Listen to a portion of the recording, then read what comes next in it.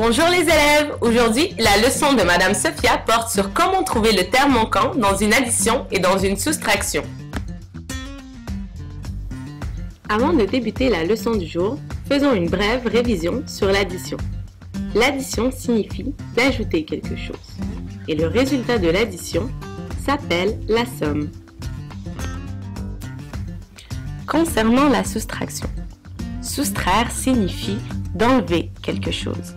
Et le résultat de la soustraction se nomme la différence. La définition du terme manquant est la suivante. Un terme manquant est le nombre que tu dois trouver pour résoudre une équation.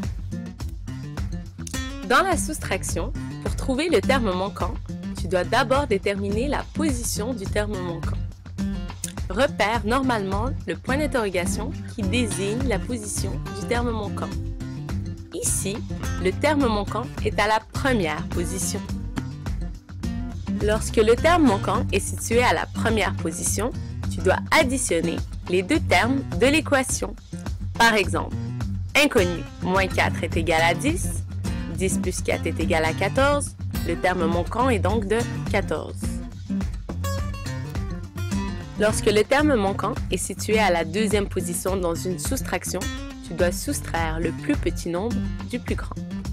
Par exemple, 15 moins inconnu est égal à 10, 15 moins 10 est égal à 5, le terme manquant est 5.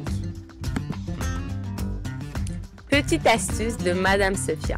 Pour trouver un terme manquant dans une addition, la position du terme manquant n'a pas d'importance. Pour trouver le terme manquant d'une addition, tu dois simplement faire l'opération inverse, une soustraction.